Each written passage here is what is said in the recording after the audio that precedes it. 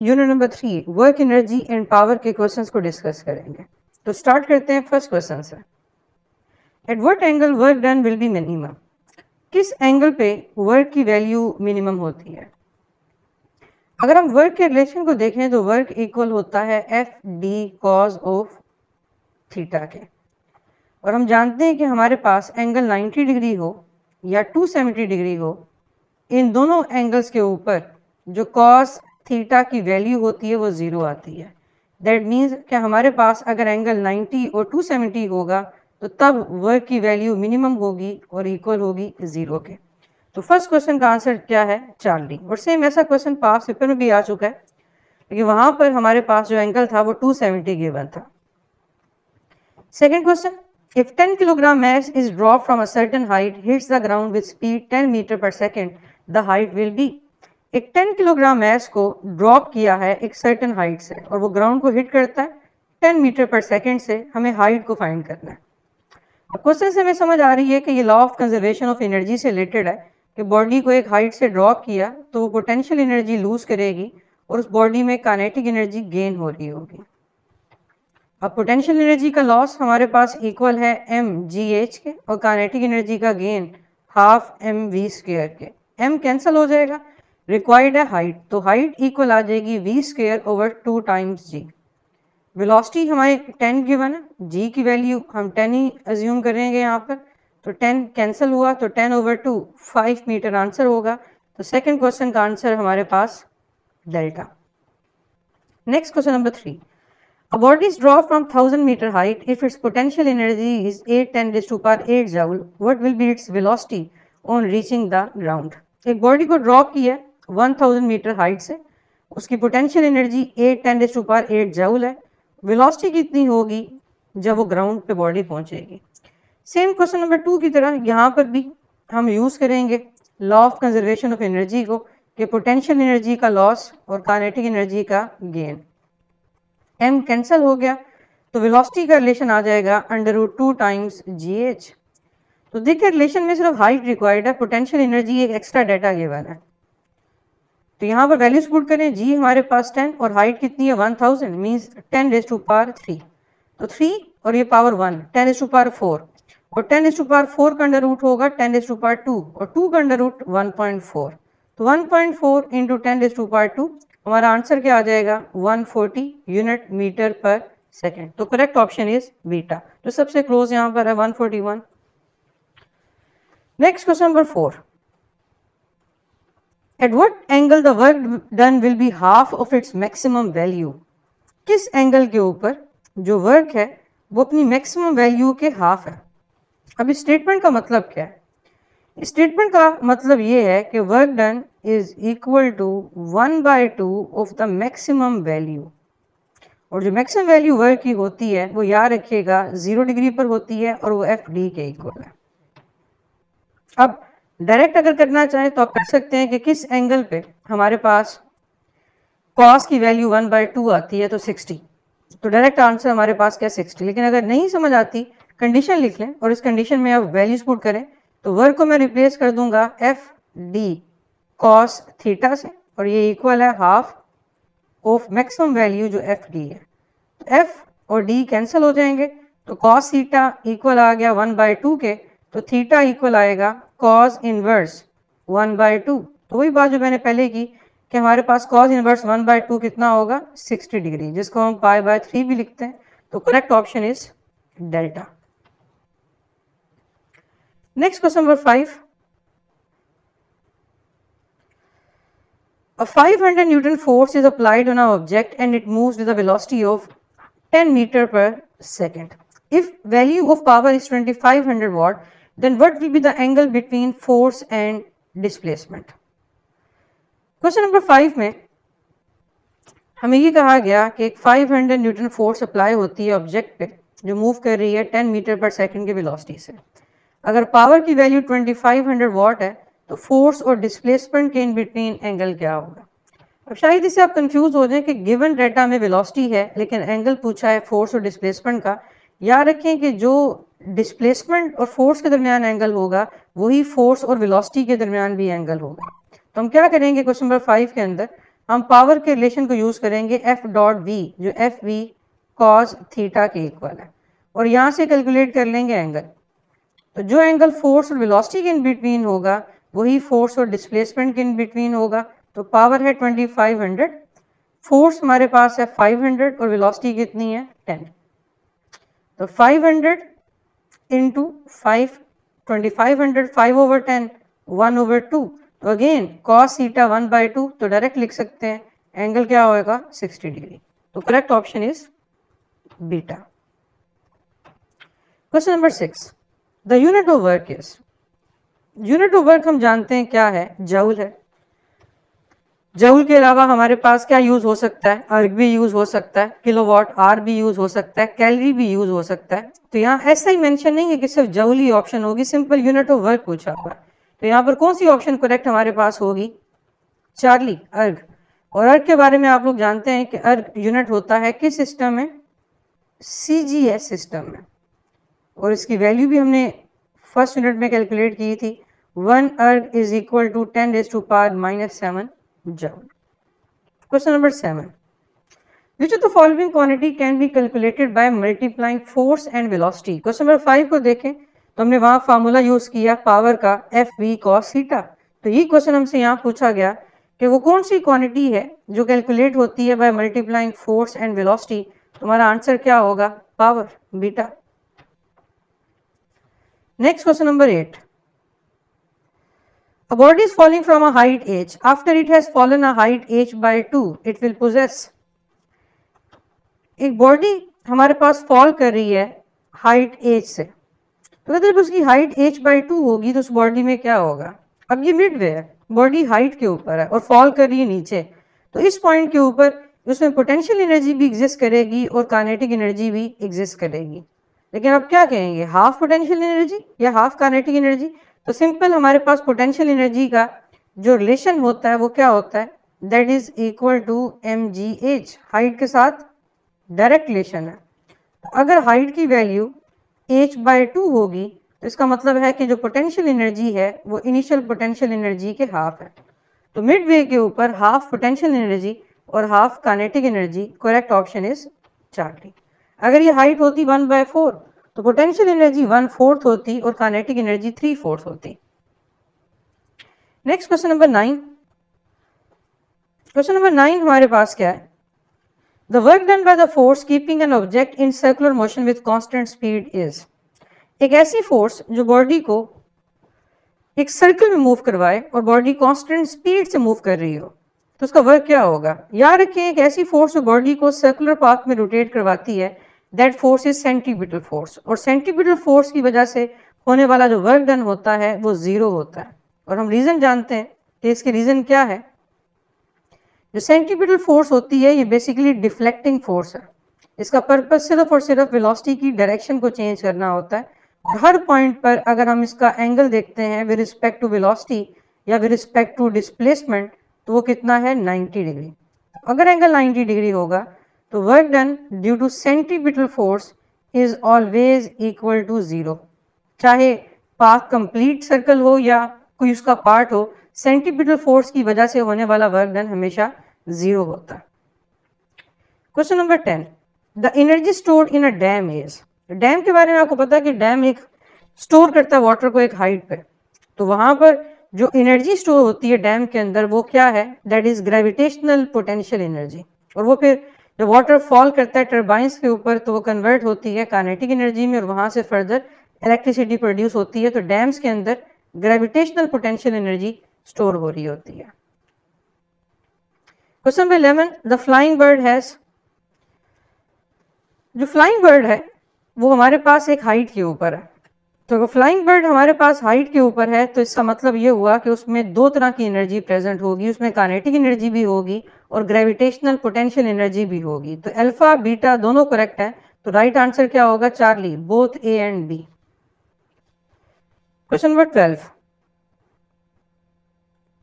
Question number 12 में हमसे ये कहा गया कि what will be the ratio of kinetic energies of alpha particle and proton if there linear momentum will be same. हमें ratio find करनी है kinetic energy between alpha particle and proton, और क्या चीज़ कंडीशन दी कि उनका जो मोमेंटम है वो सेम है। अब काइनेटिक एनर्जी का formula in terms of momentum and mass use करेंगे, तो वो है kinetic energy is equal to p square divide by 2m। अब रेशो बनानी है, तो रेशो हमारे पास बनाने के लिए कंडीशन को यूज करना पड़ेगा कि मोमेंटम उन दोनों का सेम है। तो मैस के साथ काइनेटिक का रिलेशन क्या होगा, इनवर्स पावर 1 के साथ।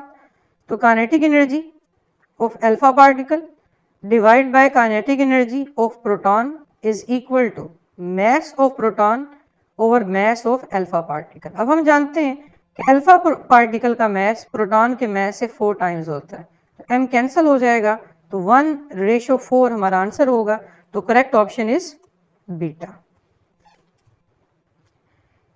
Next question, 1 erg is equal to, 1 अर्ग किसके इक्वल है, ये ऊपर हम बात कर चुके हैं। अर्ग CGS सिस्टम में एनर्जी का या वर्क का यूनिट होता है और ये इक्वल होता है 10⁻⁻7 जूल के। तो correct option Charlie.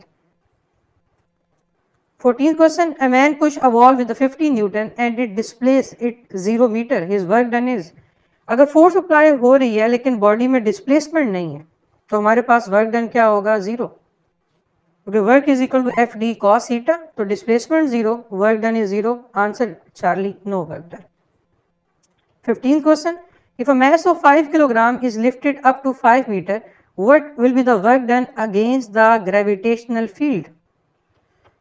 15th question में मैस है 5 किलोग्राम, उसको 5 मीटर हाइट तक लेकर गए, हमें वर्क डन फाइंड करना है बाय द ग्रेविटेशनल फील्ड।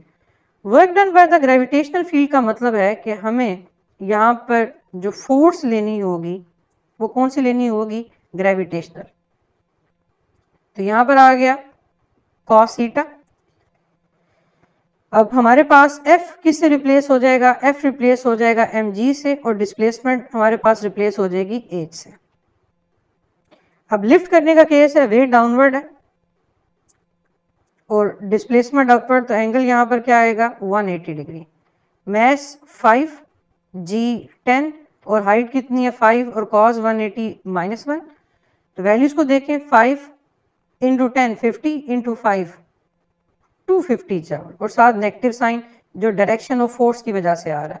तो चारों ऑप्शंस में ऐसा सिर्फ मैग्नीट्यूड की ऑप्शंस हमें नजर आ रही हैं, तो जो सबसे क्लोज होगा 250 के वही आंसर है, और वो क्या है 245 जूल। अगर दो ऑप्शंस होती, एक पॉजिटिव 245 और एक नेगेटिव 245, तो ऑब्वियसली हमारा नेगेटिव 245 वाला आंसर करेक्ट होता। Question number 16, the bodies of 1 kilogram and 4 kilogram have same kinetic energy. The ratio in their momentum will be. अब क्वेश्चन में उसने कहा कि दो बॉडीज हैं, एक का मैस 1 किलोग्राम और एक का 4 किलोग्राम, और क्या चीज सेम है, काइनेटिक एनर्जी। अब रेशियो फाइंड करनी है मोमेंटम की। अब हम रिलेशन यूज करेंगे मोमेंटम का in terms of mass and kinetic energy, और वो होता है √2 time mass into kinetic energy. तो रेशियो बनाएंगे, कंडीशन क्या है, कंडीशन हमारे पास है काइनेटिक एनर्जी कांस्टेंट, तो मोमेंटम का मैस के अंडर रूट के साथ रिलेशन है, तो P1 over P2 is equal to √m1 over m2। Mass की वैल्यू क्या है, 1 किलोग्राम एंड 4 किलोग्राम, तो 4 का √2, तो 1:2 हमारा आंसर होगा। तो correct option is alpha. Next question number 17। Question number 17 में हमें ये कहा गया कि a person stands holding an object of mass 2 kilogram at a height of 5 metre, the work done is. अब स्टेटमेंट को गौर से पढ़ें। A person stands holding an object, मतलब होल्ड किया हुआ, बॉडी में डिस्प्लेसमेंट नहीं है, तो चाहे जिस मर्जी हाइट के ऊपर हो, जब भी हमारे पास एक चीज को होल्ड किया हुआ है और वो बॉडी डिस्प्लेस नहीं कर रही, तो वर्क डन क्या होगा, 0। ये वो सेम केस है कि दीवार पे फोर्स लग रही है लेकिन दीवार डिस्प्लेस नहीं कर रही, तो work done 0। Question number 18। Question number 18, a person walks 2 meter with an acceleration of 5 meter per second square holding an object of mass 2 kilogram. The net work done on the object is. A person walks 2 meter. अब यहां पर हमें displacement बता दी कि हमारे पास displacement कितनी है, 2 metre. कितनी एक्सेलरेशन से, 5 मीटर पर सेकेंड स्क्वायर से, और होल्ड किया हुआ ऑब्जेक्ट को इसका मैस कितना है 2 kilogram. The net work done on the object is, हमारा जो नेट वर्क डन होगा वो क्या होगा। अब इस केस के अंदर हमारे पास जो बॉडी है वो एक्सेलरेट कर रही है, तो यहाँ वो केस नहीं होगा कि हमने एक हाइट पे होल्ड किया हुआ है, यहाँ पर बॉडी फॉरवर्ड डायरेक्शन में एक्सेलरेट कर रही है। तो चाहे उस बॉडी को होल्ड किया हुआ है लेकिन डिस्प्लेसमेंट अगर प्रेजेंट है तो यहाँ वर्क डन प्रेजेंट होगा। तो यहाँ पर फॉर्मूला होगा एफ डी और फोर्स की जगह हमारे पास आएगा एम ए। तो मैस कितना है हमारे पास 2, एक्सेलेरेशन कितनी है 5 और डिस्टेंस कितना ट्रेवल हुआ 2। तो करेक्ट ऑप्शन हमारे पास क्या होगी 20 जूल। तो दोनों क्वेश्चंस के अंदर आप डिफरेंस देख लें कि हमारे पास क्वेश्चन नंबर 17 के अंदर बॉडी को एक हाइट पे पकड़ा हुआ है और बॉडी उस जगह से हिल नहीं रही। तो with respect to gravitational force अगर हम देखें तो बॉडी में डिस्प्लेसमेंट नहीं है, तो वर्क डन 0 है। लेकिन 18 क्वेश्चन में अगर एक बंदा वॉक कर रहा है और बॉडी फॉरवर्ड एक्सेलेरेट कर रही है, तो जिस डायरेक्शन में एक्सेलेरेट कर रही होगी उस डायरेक्शन में फोर्स और उसी डायरेक्शन में डिस्प्लेसमेंट, जिस वजह से वर्क डन यहाँ पर नॉन जीरो होगा। Question number 19, the work done on an object does not depends upon. Work done हमारे पास किस पे डिपेंड नहीं करता। अगर हम वर्क के रिलेशन को देखें तो वर्क का जो रिलेशन हमारे पास है that is F D cos theta. तो यहाँ पर हमें स्पेसिफिकली बताना है कि किस पे डिपेंड नहीं करता, डज नॉट डिपेंड अपॉन। अब वर्क का रिलेशन है F D cos theta, that means displacement में भी करेगा, फोर्स में भी करेगा, angle between force and displacement में भी करेगा, लास्ट है इनिशियल वेलोसिटी, इस पे डिपेंड नहीं करेगा।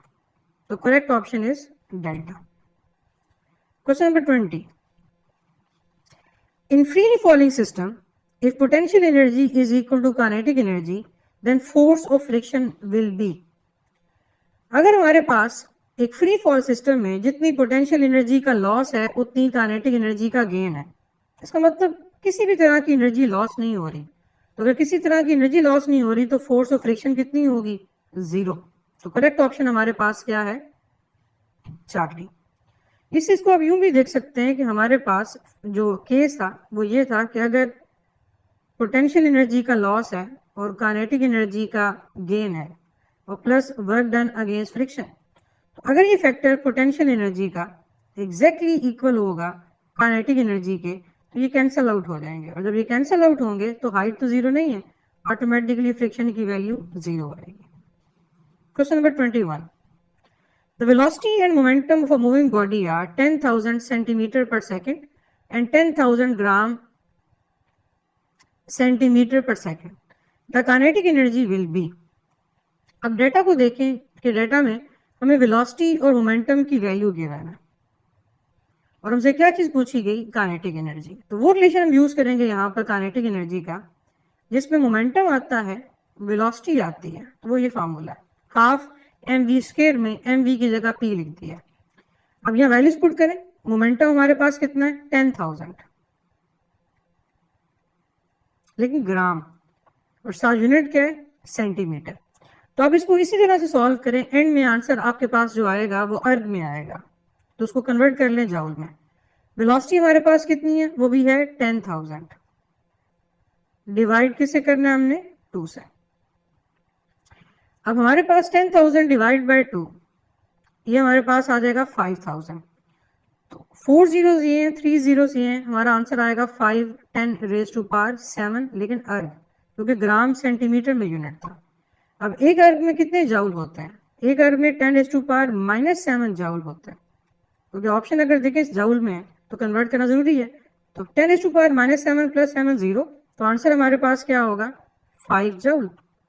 तो करेक्ट ऑप्शन क्या है डेल्टा 5 10⁻0, क्योंकि 10⁻0 का मतलब क्या होता है 1।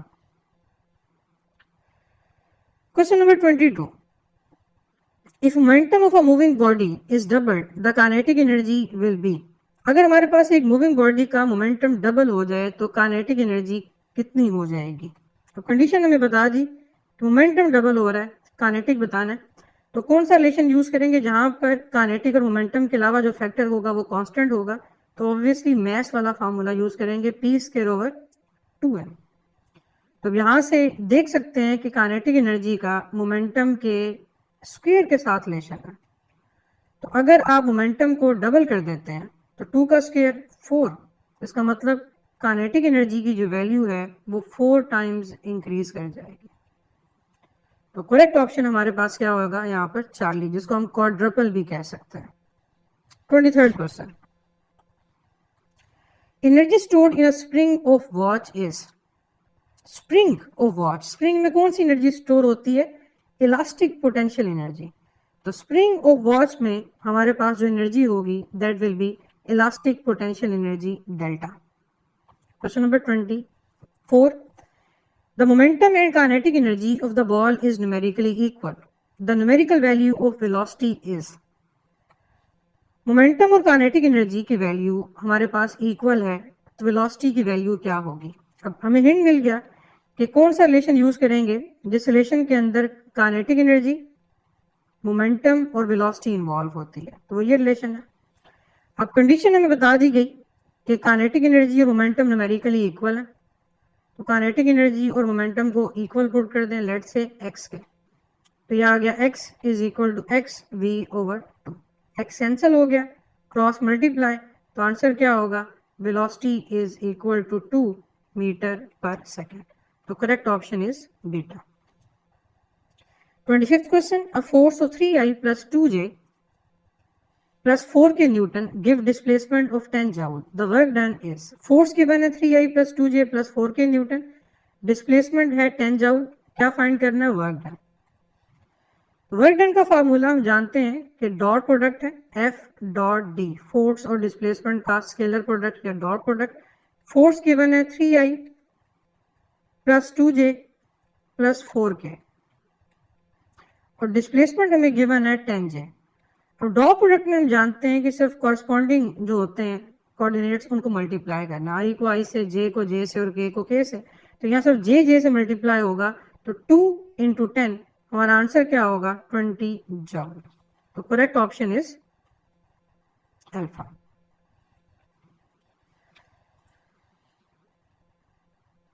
Next question number 26, a body travel displacement of 10 meter by a force of 5 newton, if work done is 25 joule, the angle between force and displacement is। इस क्वेश्चन में हमें ये कहा गया कि बॉडी ट्रेवल करती है 10 मीटर डिस्प्लेसमेंट, फोर्स है 5 न्यूटन, वर्क डन है 25 जूल, तो फोर्स और डिस्प्लेसमेंट के इन बिटवीन एंगल क्या होगा? वर्क का रिलेशन है एफ डी कॉस थीटा, हमें रिक्वायर्ड है थीटा, तो हम यहां से लिख सकते हैं कि theta is equal to cos inverse work over F D. पहले वर्क के साथ एफ टी डिवाइड हुआ और कॉस लेफ्ट पे जाके इनवर्स हो गया। अब वैल्यूज पुट करें, जो वर्क की वैल्यू है वो गिवन है 25, जो फोर्स है वो 5 और डिस्प्लेसमेंट क्या है 10। तो 25 और नीचे 50, ये 1/2 आ जाएगा, तो हम पहले भी कर चुके। कॉस इनवर्स 1/2 क्या होता है? 60 डिग्री। तो 60 डिग्री हमारा राइट आंसर होगा। Correct option is delta. Question number 27, the kinetic energy of a body moving with speed 10 meter per second is 30 joule. If its speed becomes 30 meter per second, the kinetic energy will be। कहते हैं कि kinetic energy एक body जिसकी speed 30 metre पर second है 30 joule है, अगर speed 30 centimetre पर सेकंड हो जाए तो फिर काइनेटिक एनर्जी क्या होगी? अगर हम काइनेटिक एनर्जी के रिलेशन को देखते हैं तो काइनेटिक एनर्जी के रिलेशन में वेलोसिटी का स्क्वायर इन्वॉल्व होता है। अब इससे ये पता चला कि हमारे पास अगर वेलोसिटी डबल तो काइनेटिक 4 टाइम्स, लेकिन यहाँ वेलोसिटी को देखें तो वेलोसिटी 10 से 30 हो रही है, तो मीन्स वेलोसिटी 3 टाइम्स इंक्रीज कर रही है, तो 3 का स्क्वायर 9। तो इससे ये पता चलेगा कि वेलोसिटी अगर 3 टाइम्स तो काइनेटिक एनर्जी 9 टाइम्स इंक्रीज कर जाएगी। तो पहले काइनेटिक एनर्जी कितनी है? 30, 9 इंटू 30 270 जूल हमारा आंसर होगा। तो correct option is delta. Question number 28, the time taken by engine of power 10 kilowatt to lift a mass of 200 kilogram to a height of 40 meter is। कितना time required होगा एक engine जिसकी power 10 kilowatt है, उसने 200 kilogram का mess 40 metre तक lift करना। Simple सा क्वेश्चन है, हम इसमें यूज करेंगे पावर का फार्मूला वर्क ओवर टाइम और work change in potential energy के इक्वल होगा। तो रिक्वायर्ड अगर हमें टाइम है तो टाइम यहाँ पर इक्वल आ जाएगा mgh डिवाइड बाय पावर। तो मैस कितना है हमारे पास 200 और हाइट कितनी है 40 और पावर है 10 किलो मीन्स 10,000। तो देखें जो जीरोस हैं 1 2 और ये 3 और ये 4 ये कैंसिल। तो 4 इंटू 2 8 सेकेंड हमारा आंसर होगा। Correct option is Charlie. Question number 29। Question number 29 FSc की बुक में एक न्यूमेरिकल है, उससे रिलेटेड है कि initially 4 identical uniform blocks each of mass m and thickness h are spread on a table. How much work is done on the hook in stacking them on the top of one another? 4 identical uniform books हैं जिनका mass m और thickness h है और एक table पे पड़ी हुई है। ये फर्स्ट बुक, ये सेकंड, ये थर्ड और ये फोर्थ। इनको स्टैक करना है इस तरह से, एक दूसरे के ऊपर रखना है। तो वर्क डन क्या होगा? देखिए जब इनको स्टैक करेंगे तो फर्स्ट जो बुक है, लेट्स से मैं इसको नाम दे देता हूँ बुक नंबर 1 का, इसको बुक नंबर 2, इसको 3 और 4। तो फर्स्ट बुक तो मूव नहीं करेगी, सेकंड बुक को उसके ऊपर रखेंगे और फिर सेकंड के ऊपर हम थर्ड को लेकर आएंगे और फिर थर्ड के ऊपर हम रखेंगे फोर्थ को। तो मीन्स जो फर्स्ट बुक है वो अपनी जगह से डिस्प्लेस नहीं हुई, उसका वर्क डन क्या है 0। तो जब हम बुक्स का वर्क कैलकुलेट करेंगे तो फर्स्ट बुक का वर्क डन 0, जो सेकंड बुक है उसको कितनी हाइट पर लेकर गए जितनी एक बुक की थिकनेस है h, तो यहाँ पर आएगा mgh। जो सेकंड बुक है उसको 2 बुक्स की हाइट तक लेकर गए या थिकनेस तक लेकर गए तो वहां पर आएगा mg2h। और इसी तरह से हमारे पास जो थर्ड बुक है उसको किस हाइट पर लेकर जाएंगे 3h तक और जो लास्ट बुक हमारे पास है उसको लेकर जाएंगे 4h तक। तो mg कॉमन है, सिंपल आपने 4 3 7 प्लस 2 9 प्लस 1 10 इनको ऐड करना है। तुम्हारा जो आंसर होगा वो क्या होगा? वो होगा 10 times mgh।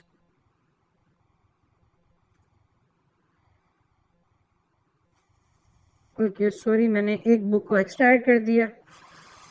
Total number of books हमारे पास 4 है, मैंने 5 से कर दिया इसको। तो 4 बुक्स हमारे पास थी, तो लास्ट बुक 3h हाइट तक, तो 3 प्लस 2 5 प्लस 1 6 mgh हमारा आंसर होगा। तो करेक्ट ऑप्शन यहाँ पर क्या है?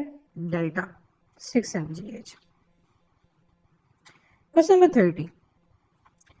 To travel a constant speed, a car engine provides 24 kilowatt of useful power. The driving force on the car is 600 Newton. At what speed does it travel? Question 30 में हमारे पास कहता है कि कांस्टेंट स्पीड के ऊपर एक कार मूव कर रही है और उसके लिए मूव करने के लिए 24 किलोवाट पावर हमारे पास प्रोवाइड कर रहा है गाड़ी का इंजन।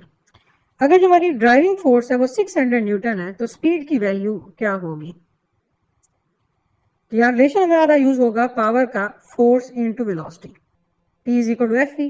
तो रिक्वायर्ड है वेलोसिटी या स्पीड, तो यह आएगा पावर डिवाइड बाय फोर्स।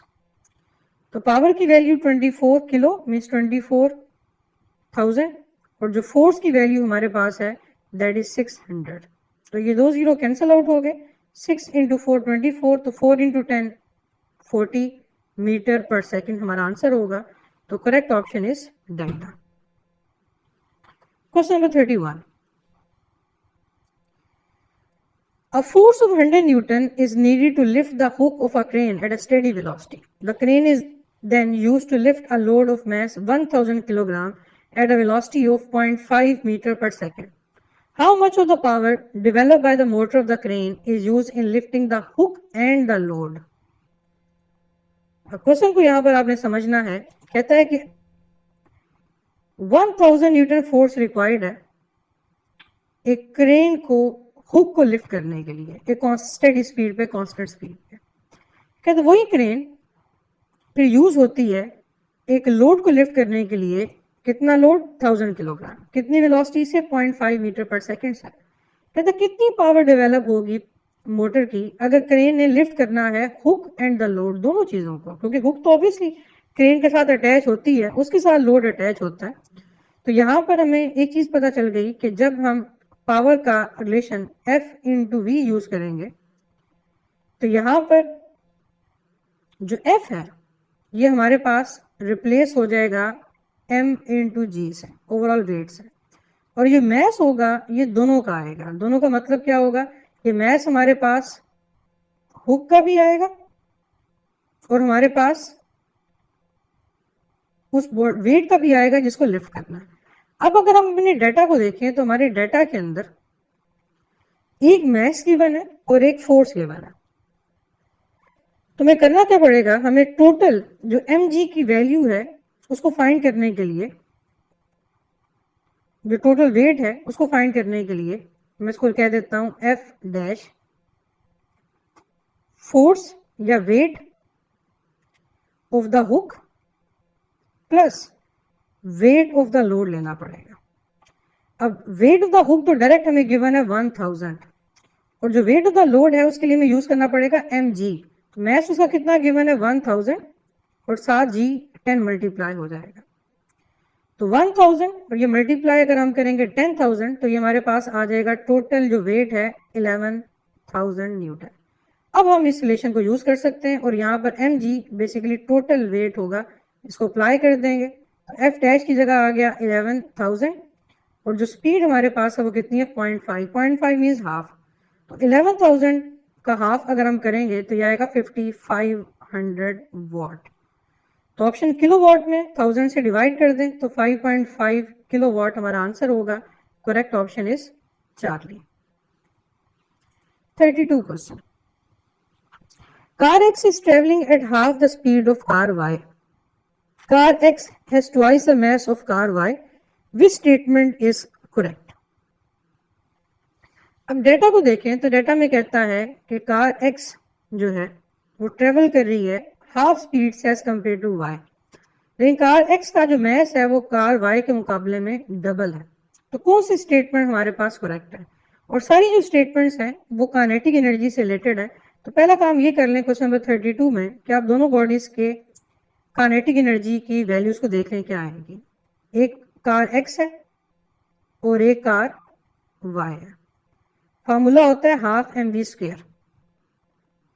तो जब हम x की बात करेंगे तो यह आएगा mx vx का स्क्वायर, जब y की बात करेंगे यह आएगा my vy का स्क्वायर।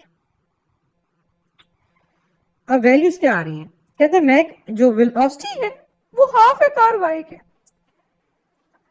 vx की जगह हमारे पास आ जाएगा vy divide by 2 whole square, लेकिन मैस क्या है डबल है, यहां पर आगे पास आ जाएगा 2 टाइम्स m ऑफ y। अब 2 को कैंसिल नहीं करना क्योंकि अगर 2 को कैंसिल कर दिया तो काइनेटिक एनर्जी का जो रिलेशन होगा वो चेंज हो जाएगा। तो हम क्या करेंगे, इसको सॉल्व करेंगे 1/2 2 टाइम्स my, ये स्क्वायर आप लोगे तो ये आएगा vi स्क्वायर ओवर 4। अब ये 2 इससे कैंसिल करें। अब ओवरऑल अगर फार्मूला को देखें तो फार्मूला कुछ इस किस्म का बना हाफ my vy का square and whole divide by 2।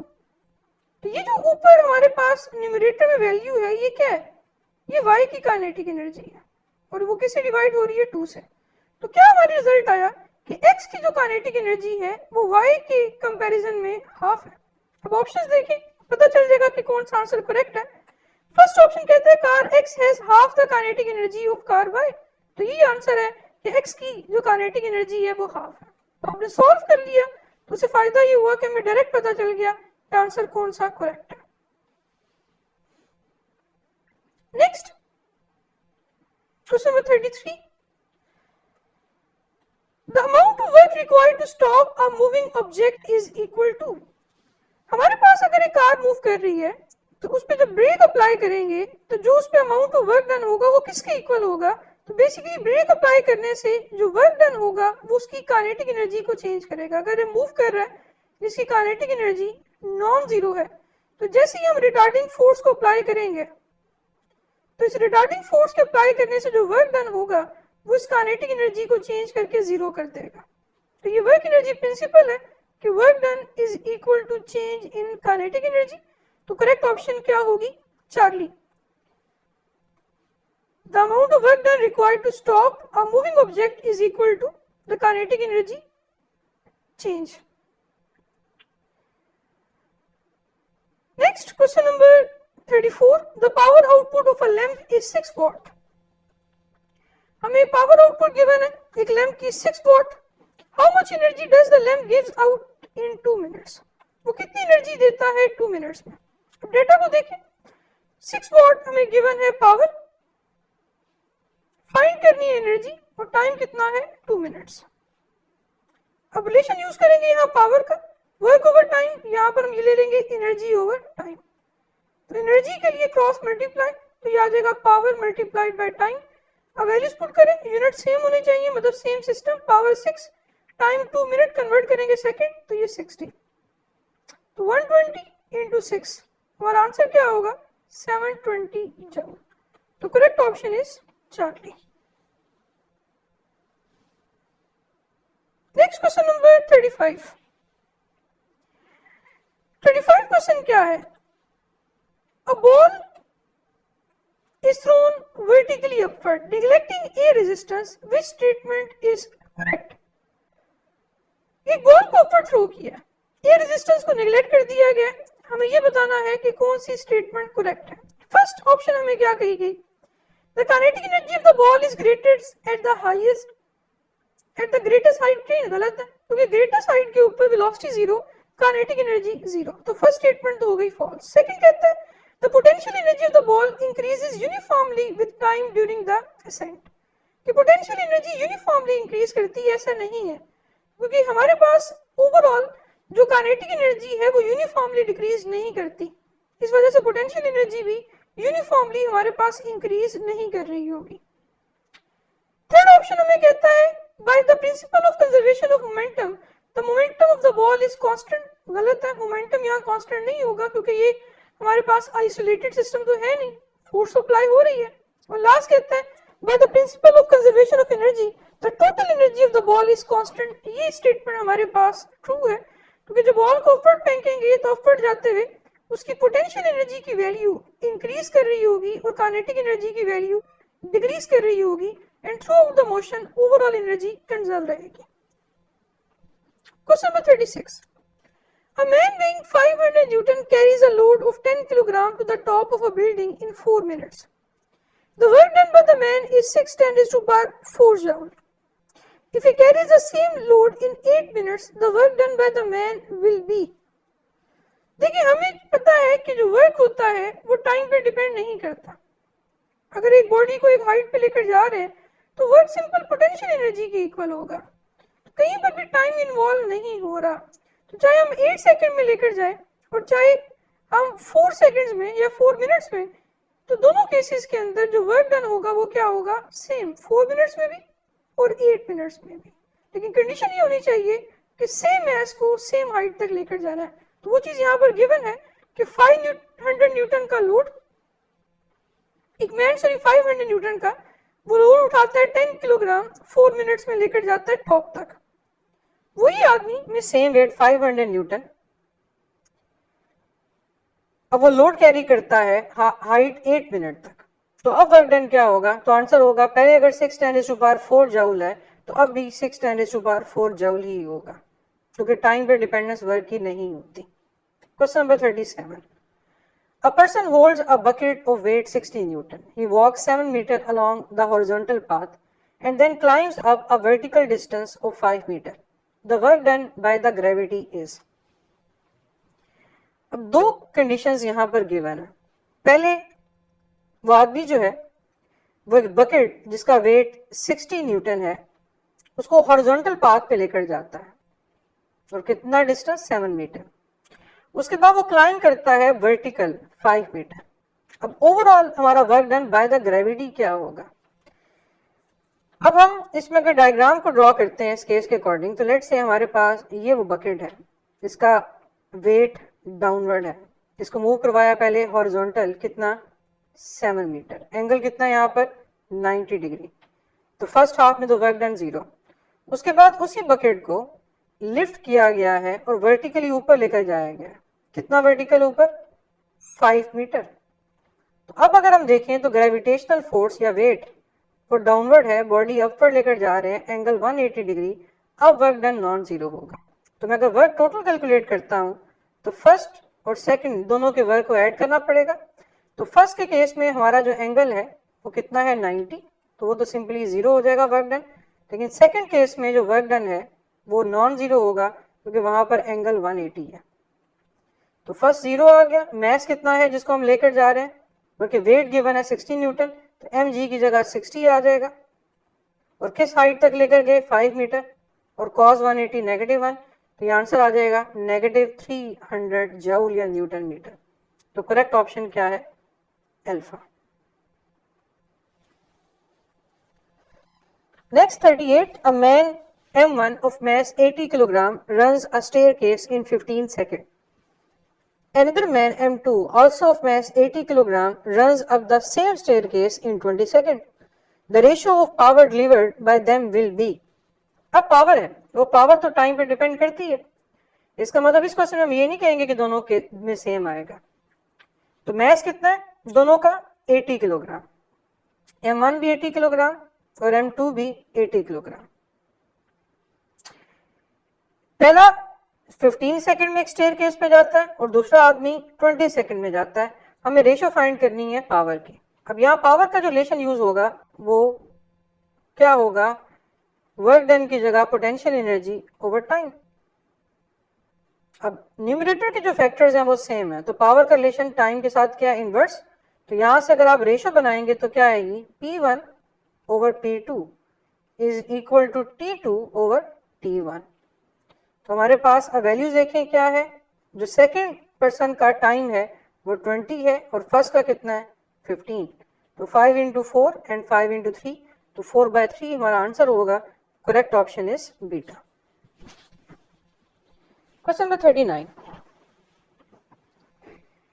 An engine pumps out 40